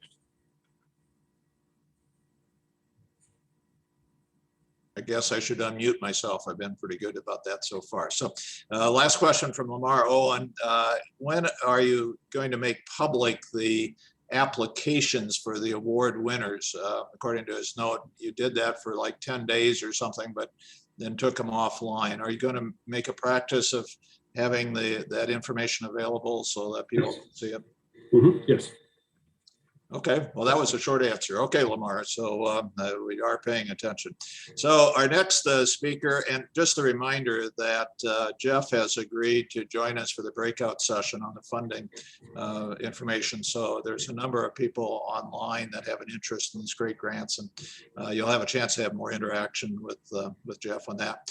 Our next presenter on the state issues for 2021 is somebody that is well known to this area. That's Dan Gerlach. Dan was president of the Golden Leaf Foundation, and he pointed out to me that they put $24 million into middle mile broadband, and that leveraged $100 million in additional grants. He was interim chancellor at UNC Greenville, or in Greenville, the East Carolina University, I should say, and worked in the Governor Easley's office at one time, and now he's a consultant with the Dogwood Trust and on state policy. So Dan, welcome. We're glad to have you here. Great. Thank you very much. And thanks for having me. It's always good to be on a panel with Jeff and to listen to what he has to say and to kind of compliment what he has to say. Because I'm not with state government or with Golden Leaf Foundation, I could speak a little more freely than Jeff and ask you to advocate for that. So let me take two perspectives. One is the perspective, first of all, as a former leader of a foundation. And obviously the Dogwood Health Trust is and will continue to be and will exceptionally be an exceptional asset for the region, for the 18 counties that it serves. But even the trust and foundations have limitations on what they can do. It was mentioned correctly that Jeff mentioned the connection on telehealth that Dogwood was proud to support. But I would say also that some of the things that people ask the foundations to do, and ask Golden Leaf, was why can't you provide last mile service to the home? I mean, that's what's really needed. That would be transformational. And the answer to that is that as of current rules, that the Internal Revenue Service does not recognize the simple provision of broadband to a home as a charitable purpose. And foundations are constrained that they can only give money for purposes that are called charitable, educational, and social. And that's a specific legal definition, may not be what you are. So the Dogwood Trust is undergoing I know, a very great strategic consideration of how to best meet the needs of the region, how to advance its core mission. And Dr. Mims and Chair Brummett are on this call. And certainly that takes some time to be able to do right. But I know that they will fill in the gap where they can, but there are certain things that they can't do. But the good news is when I worked for Governor Easley, as Bill mentioned, I was the state budget officer. So Jeff and I never served together in that administration, but people like Jeff would come to me and say, hey, Dan, we need money for broadband. And how much you need? 50 million. I'm like, well, we don't have it. You'd be like, but we need it. I'm like, well, we don't have it. Well, the good news this year, I can tell you for those of us who are residents of the state of North Carolina, is that the money is not the problem. That the governor and the General Assembly have several $billions in money that is unallocated and has not been spent for any other purpose. It's outside our rainy day funds, outside our disaster relief funds. It is there for them to deploy. And it's there for a series of reasons. And if you want to go through my whole discussion of that, we can do so another time. But this is not a time, remarkably in our history, and remarkably through this pandemic, where the General Assembly and the governor won't have money to do something significant on broadband. So I do believe, and I will forecast to you that both the governor and the General Assembly will support a strong reinvestment in the great program as Jeff outlined. I believe too that they will make a change, as some people have asked in the question, that probably the great program will not be limited just to counties that are tier 1 in nature. If you have complaints about tiers, I've served on exactly 13 commissions dealing with the tier structure. You can leave your complaints in the chat. But what I would say is that it is well understood that tier 1 is not the only place where we don't have service, and that it's broader than that, including in the gaps, as Stagg and others have pointed out, in some of the big counties like Buncombe itself. So I believe that both that geographic eligibility will be widened and the money will be there. I also believe that the governor's investment of broadband is going to make a big bet on it. And my guess would be in the neighborhood of hundreds of millions of dollars when his budget is released in the middle of this month. So I'm calling a budget release on or about St. Patrick's Day. And I believe if you feel lucky, I think the governor will be willing to spend a lot of this money that has been accumulating in North Carolina's pockets over time. And unlike foundations, which are constrained by different rules, the state can find a compelling state interest. And certainly, as we've seen the challenges with healthcare and education and just everything about life that makes it interesting to us, being constrained by those who have and those who do not have broadband will be addressed mightily in this play. And so I think too, that so there will be the wallet, and then there's the ability of the agencies to be able to get the money out the door.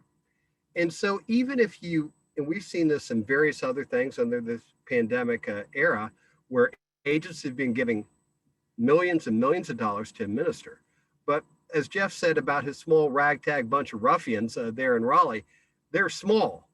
And so to do this well, and to make sure they can get the money out correctly, is because their command is get this money out fast, Jeff, and get it out well.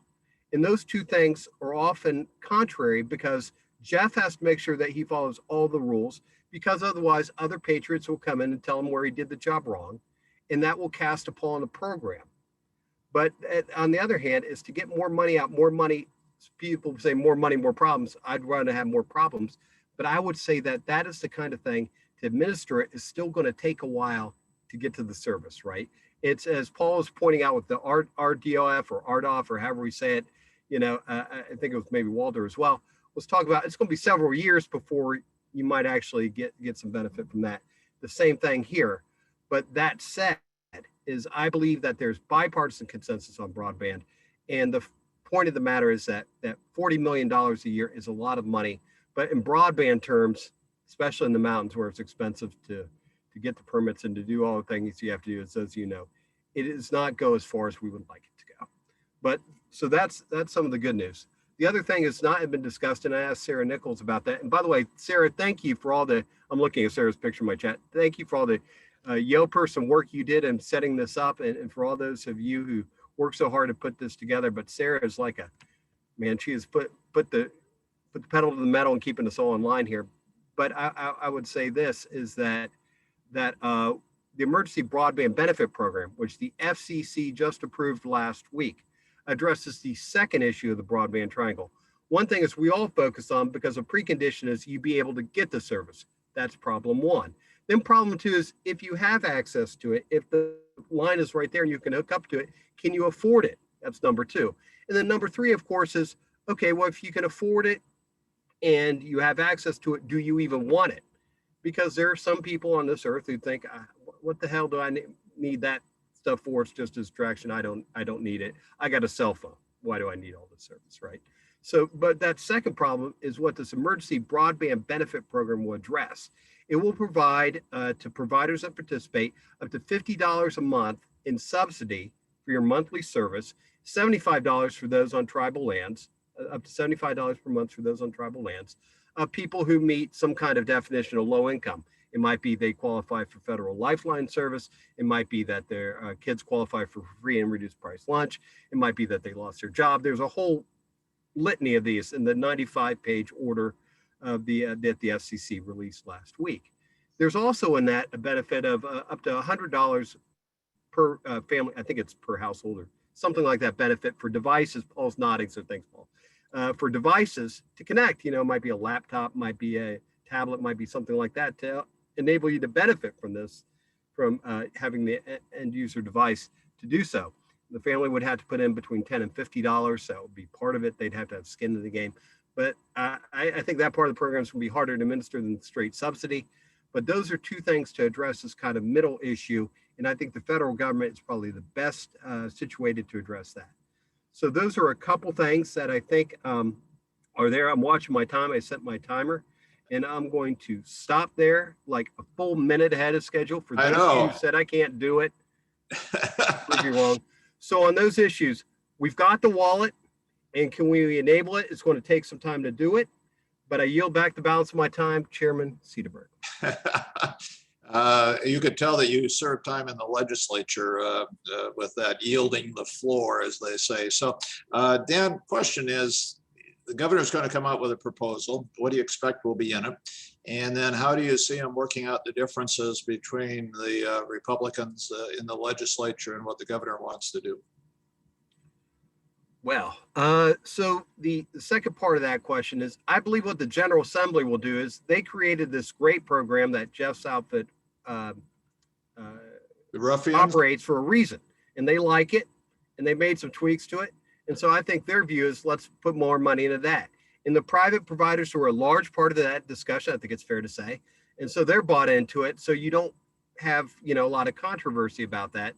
And I think they would say, let's just put more money into that. I think the governor's view, it may be a little bit wider is my prediction. I don't have, Vulcan mind meld knowledge of this, but I think they're going to look at like some of these areas that we pointed out, like Ash, Allegheny, Wilkes have been where kind of some of these cooperatives are located. And we have several of these cooperatives that have benefited from FCC programs in the West, that they may be a way to help get those monies out as well. And I think so their participation will be a large part of this, but I think it's just a large amount of money. And I know that the governor's office has realized that NC Bio is probably undermanned and underappreciated, but I think is going to build a lot on this to take advantage of this large amount of one-time money to make a transformational difference on that. Okay, well, thank you, Dan. So we're going to have to continue to be nice to Jeff and his, what do they say, a gang of ruffians or something, including Keith Conover and company? Yes. Okay. he can't guarantee that you get money, but he could probably stop you from getting it. So I wouldn't mess with Jeff and his crew now. Any discussion of a bond? Yes. Well, here's the issue. So I believe that if we didn't have this large billions of dollars of money, the state Senate is very conservative generally on the issue of issuing debt. They don't like it. They prefer pay as you go, use the cash. You don't have to borrow money. And so I believe the Senate would be very cautious about approaching any kind of broad bond act, including that for broadband.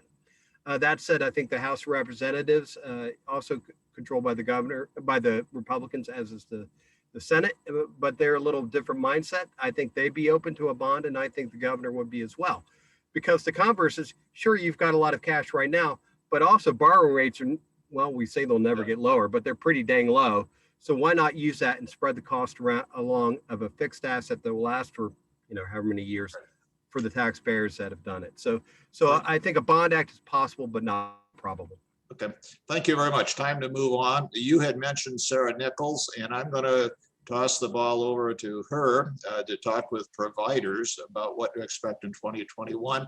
So Sarah, I hope you haven't gotten too conceited here now with all this praise that's been heaped upon you. So Sarah Nichols. I'll try to stay humble. Take notes from you, Bill. We've heard a lot today about how the broadband availability is critical to our digital inclusion plans for the region, and we still have too many unserved areas in our mountains. The good news is we have some providers that are eager to work with us to solve the availability problem, and in some cases, the affordability problem. Nevertheless, we know that funding remains our biggest hurdle in meeting those gaps. With us today, we have some people who I get to work with a lot, our provider partners.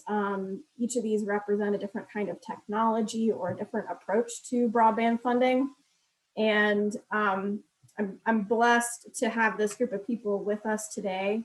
Without much further ado, I want to turn it over to Charter, who's been making some big announcements about RDOF funding. We have Brian Gregory. Good morning, everybody. Can you hear me okay? All right, the unmute worked. Thank you.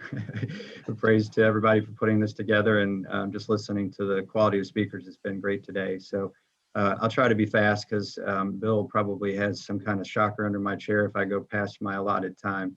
Hopefully everybody's heard of Charter. If you haven't, we have about 30 million customers across 41 states, which is nice, but we're mostly focused on North Carolina, at least here today. And we are a top 4 state for Charter. We have over 2.5 million customers, and we touch over 80 counties in the state. So pretty impressive footprint. You may know us by the name of Spectrum, which is how we brand our products and services. So it could be Spectrum Video, Spectrum Broadband, or Voice, which means telephone. And then we now have a mobile phone product that pairs with our broadband. It becomes a pretty attractive option for those that have our service. In terms of broadband, we like to talk about no contracts, no modem fees, no data caps, no extra fees. So those are some of the many benefits to having our service. And then for folks that would qualify in low-income families, we do offer a program called Spectrum Internet Assist, and it is a 30 megabits by 4 megabit plan for qualifying families. I think it was mentioned maybe prior to the call by Mr. Ramsey from Land of Sky, but we were also very happy. We recently launched Spectrum News in the mountain area. We have a new office based in Asheville, and this is our statewide news channel. The mountain news will focus a lot on local news in the mountain area, obviously, but it has programming from Raleigh and other areas of the state as well. So you can look for that online and on the app and on our network on Channel 1. We're talking a lot about broadband expansion. That's something that we've taken very seriously even prior to the pandemic. And we've been ramping up as a company, spending over $20 billion over the last 3 years for about 2.5 million passings. About a third of those are in what we would consider rural areas, but we're very excited about the RDOF program that's been mentioned today. Charter is committed to about $5 billion in private spending, which will be offset by about $1 billion from federal funds. That's about 1 million locations countrywide. Again, we're focused on North Carolina here, so that's over 128,000 in North Carolina, which is quite significant. It would be our normal architecture that we would, or our normal product, I should say, where we offer up to 1 gigabit speed. The base speeds are 200 megabits, which for a non-techie person is pretty good for myself. And again, we've talked a little bit about it here today, but there's a 6-year deployment window. drilling down a little bit further into WNC, which is what we're here to talk about and care so deeply about, and so many folks on the phone are invested in. We have a number of counties in Western North Carolina. There's a few that aren't. I'll just call those out: Cherokee, Clay, Madison, and Transylvania. But by and large, pretty much all the rest of the counties have some level of RDOF activity coming from charter. And it's possible there may be another company or companies that are getting RDOF locations. So about 27% of charters locations are actually in these areas, and about 33% of the money. So there's a lot of focus and activity coming from RDOF. And then when you combine some of the other counties nearby, it's quite significant. And to do that, we're anxiously putting together a plan. We're hiring 2,000 employees nationwide, and we'll have a team actually here in North Carolina to manage the build here in the Carolinas. So we're looking forward to getting that team. The interviews are actually going on as we speak for the leadership there. It was mentioned a few times by a few of the speakers, but Western North Carolina has a challenge geographically with the mountains and the trees and the topography. So that is going to go into the factor with build times and what we're trying to do. But I can assure you we'll be coming to a number of you folks for help as we work on this. We'll be working with elected officials and trying to make sure that the permitting process goes quickly and smoothly. And then because of the nature of rural builds, we'll have to connect to a lot of utility poles. And so we'll be working with a lot of the owners of those poles to try to expedite that and make it again go quicker. So I'm about at my time. I will pause so that buzzer doesn't go off. So I thank everybody. I'm sure I'll be talking to many of you going forward. And I said this earlier in the chat, if we have questions we can't get to, we'll try and send those to our experts later. Next, we want to hear from Hunter Gooseman with ERC. ERC is the major nonprofit provider in this area. You have Hunter? Hi, everybody. The ERC is as Sarah said, a nonprofit provider in the region and middle mile network. And we don't do last mile, and we are significantly smaller than Charter and many other providers. But the point is, we work with providers around the region to really work to develop rural access and create paths that help get people to the place where they can do the last mile development. We do no last mile. And we work with, gosh, most every provider in Western Carolina to some degree, and we certainly are looking to continue to expand that. Right now, our physical footprint runs from Franklin to Sparta, but our overall footprint runs from Ashburn, Virginia to Atlanta to Charlotte and Raleigh. And we do this so that we can find a mechanism to partner and support overall growth in the region of, like I said, that last mile development. One of the main things that we want to be for this region is a technical resource. So by being a nonprofit, when people call us and ask us about what can be done in their area, in some instances, I can say the ERC does have footprint in your area.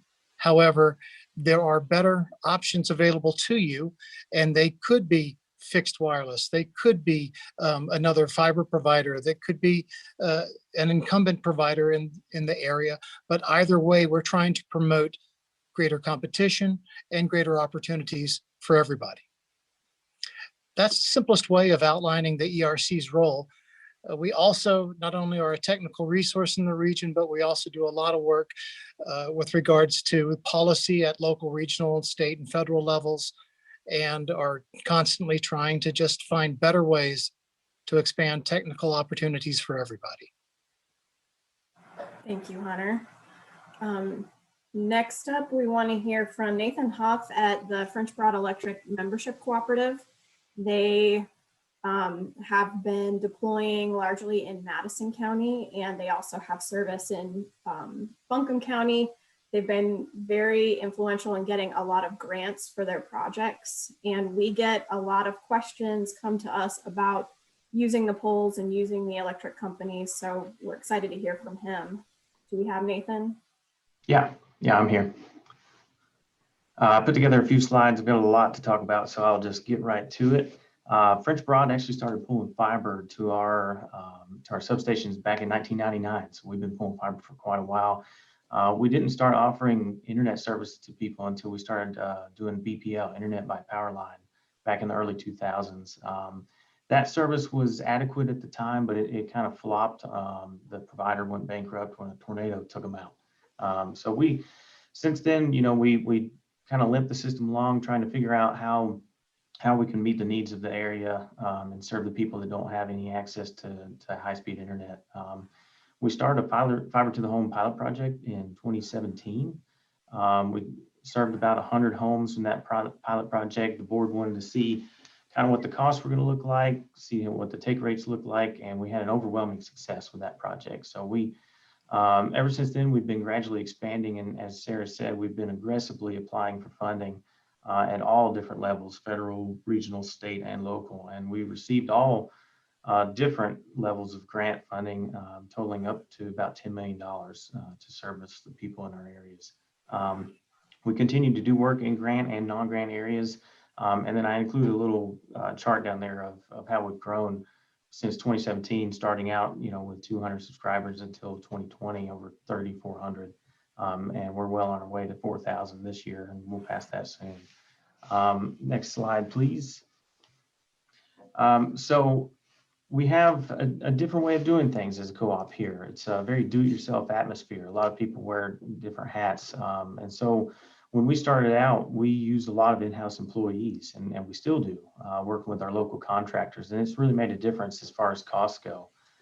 We can splice cables for half the cost of normal contracting, and we can do installations in homes for probably 2/3 the cost of normal contracting work. So that has been a huge influence on our cost structure here.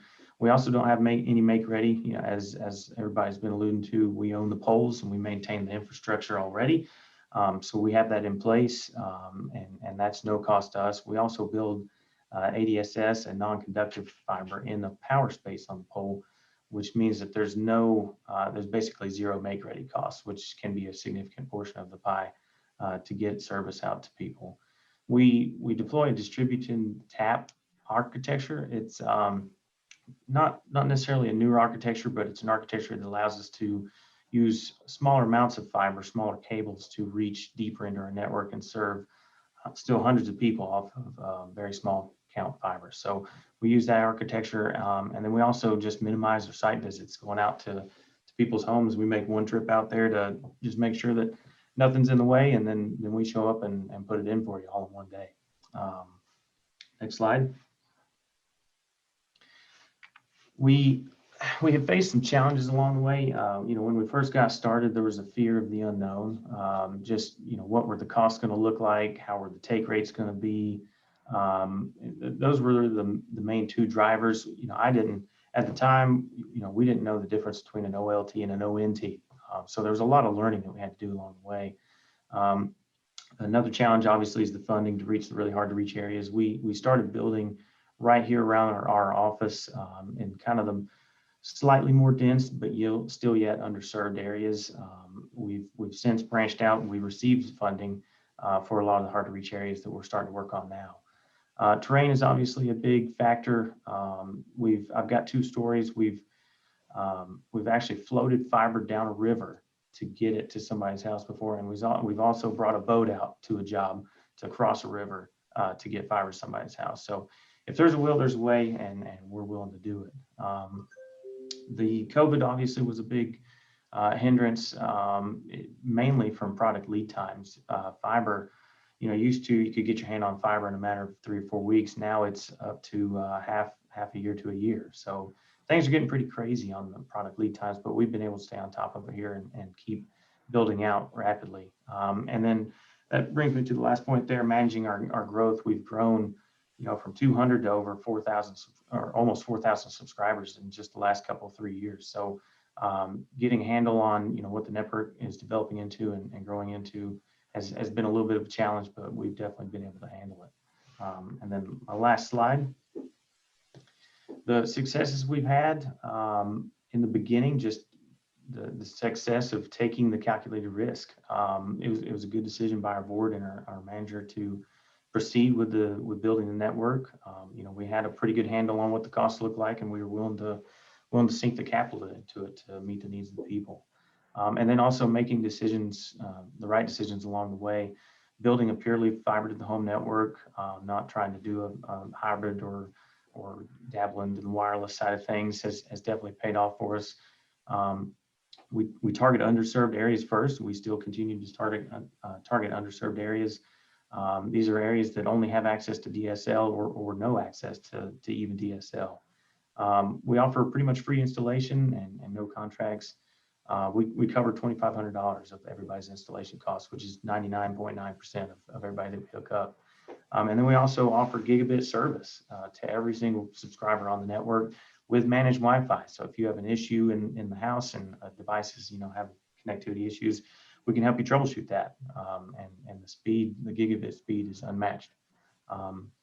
We've also, like I said, we've received multiple grants. That's one of the best successes we've had, receiving the money, and then just not stopping operations during COVID, actually ramping up operations, adding crews during this time to get the service out there quicker. So that's a little bit about French Broad and how we've done things over the past few years.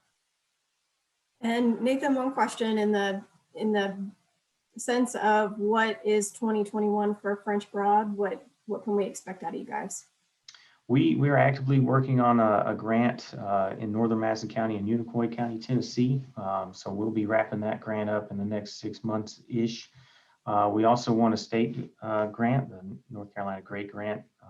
We've been awarded one of those. We'll get started on that very soon. We're kind of in the paperwork stage, but we expect to have that largely off the ground middle of this year to late this year.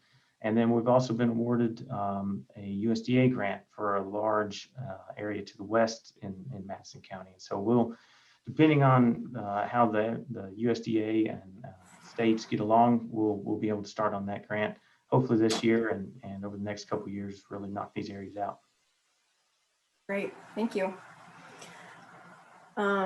Lastly, we want to hear from JJ Boyd at Skyrunner. Skyrunner mainly specializes in fixed wireless, but is coming in with a hybrid wireless fiber solution and has been a great community partner.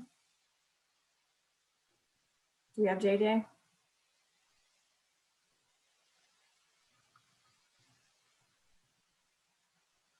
No? Okay. Well. Hey, Sarah, he's here. He's just on mute. Can you Yes. unmute? I see he's not on mute, but is he away from his computer maybe? Oh. JJ, we can't see you, but I see you chatting.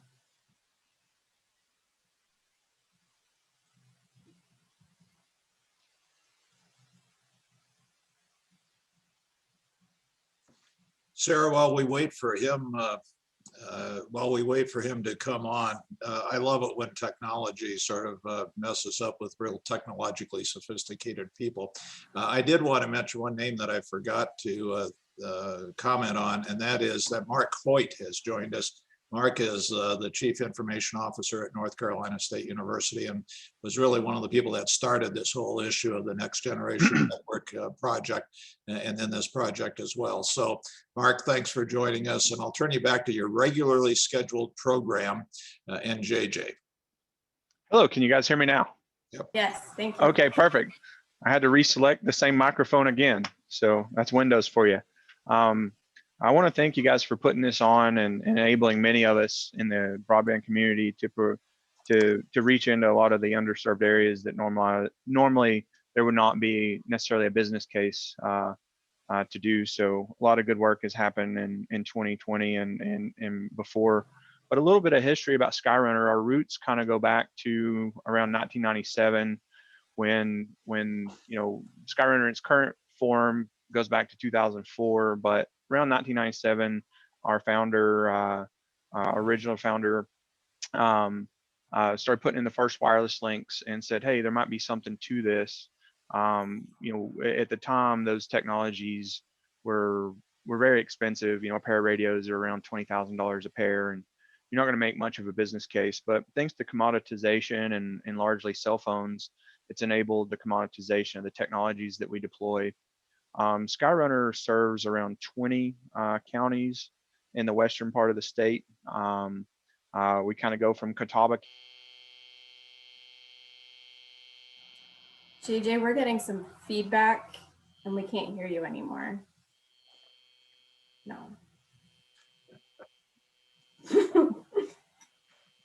And we've only, I hate to do this to you, but we've only got a couple minutes before we need to head into breakouts. And now you're on mute. So why don't we try to maybe get an update for you after the breakouts? Are you going to stay for that? Sarah? Yes. I'm going to put you on the spot just a little bit here because we have 1 minute or so. What do you see as you look forward to Land of Sky doing in the broadband space over the coming year? I think if there was ever a time that we needed to stay on it, we just announced last week that broadband is our Land of Sky's top priority. We announced 1 of 3 broadband at the top. And we've been kind of transitioning into expanding our West Engine initiative from, at a high level, it was broadband infrastructure, and then we've expanded into digital inclusion. So we're working on our digital inclusion plans throughout the coming months. But I took a lot away from today in terms of how we work with different kinds of technologies. So we put this on as a response to all the questions and updates and funding and technology. And I think what is most apparent is that we need to stop getting in our own way and moving through these things. And we need to stay on course. So while there's going to be lots of new shiny things to grab at, that we have a mission to get people connected, and we need to keep doing what we know works. Thank you. So with that, it's 12 o'clock. If you're joining us for breakouts, great. Through the magic of Zoom, you'll be appearing in those. If you don't like the one you're in or you want to move, you can communicate that to your tech person in the room, or you can try and move around yourself to the other ones if you want to catch some of the content. After the breakout session, we will reconvene and kind of digest what all the groups have talked about together, and we'll have a quick wrap up. We are opening rooms.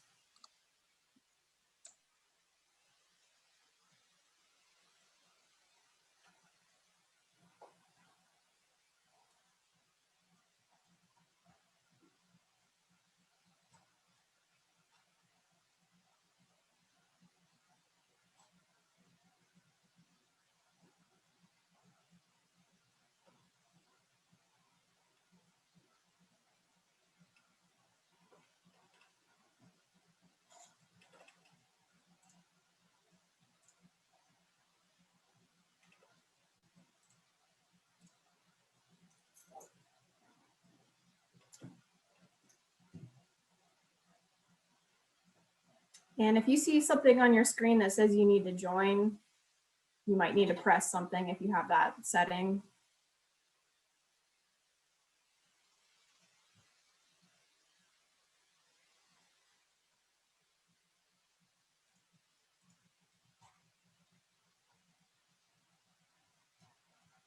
You want to shoot me, for those of you that are left, either you maybe came in with your registration a little late.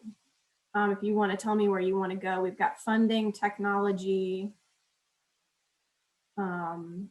education, and policy.